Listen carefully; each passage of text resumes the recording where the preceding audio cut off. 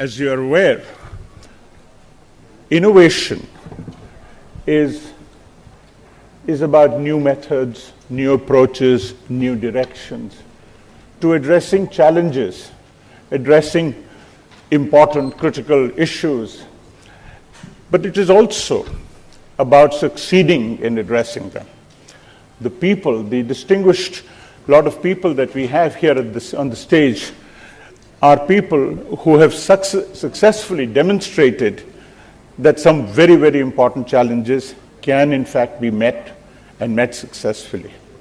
When we started about 5.5 years back, I think we were the first perhaps who said, can innovation go beyond simple technical physical invention?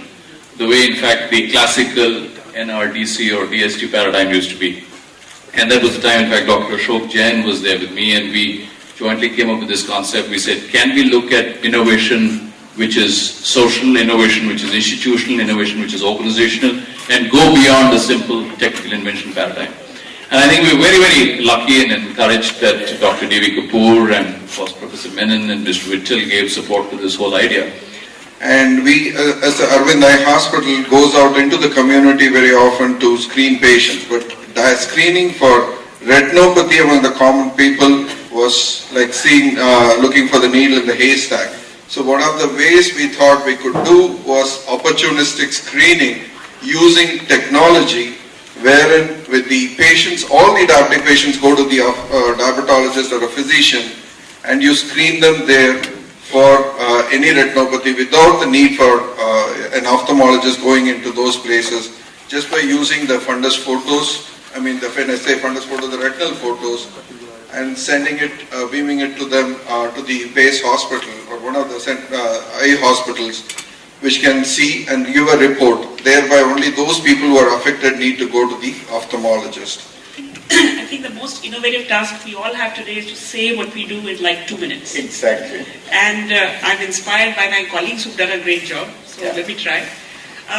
We are a big country, as we all know. We have 200 million children in the school-going age. 95% of our children are enrolled in school, which is, I think, a big credit to both parents as well as to schools and to teachers and to government that this is possible. Now the question comes as to what are our children learning in school? Because it's not enough just to have enrollment in school. You really need to learn something if you really want a fighting chance to come out of the system educated. So our triggering point really was our own frustration. We worked fairly large scale with several lakh children around 2002-03, and we found we were working very hard, but our children were learning, but they were not learning enough.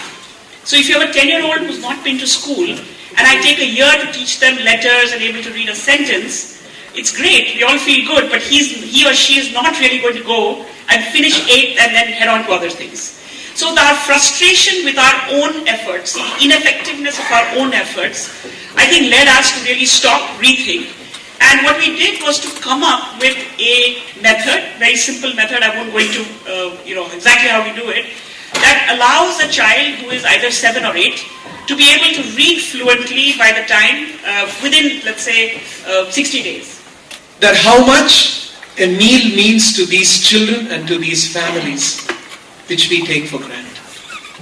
It was at that time, when we saw that there was such a big need, we decided to create a centralized kitchen, having industrial equipments, industrial processes. Our first kitchen we set up in about 10 months' time was to feed 30,000 children. And we scaled up to feed 30,000 children in and around Bangalore city. And since then it has been growing, and today we are in 18 locations in 8 states and feeding about 12 lakh children in about 7,500 schools in the country. So the Jyoti Gram Yojana have actually 2 main basic objectives. One is to provide 24 hours, 3-phase power supply to all villages and the surrounding hamlets, so that small potash and medium industries can come up there, like agriculture and dairy produce can have primary processing in the villages itself.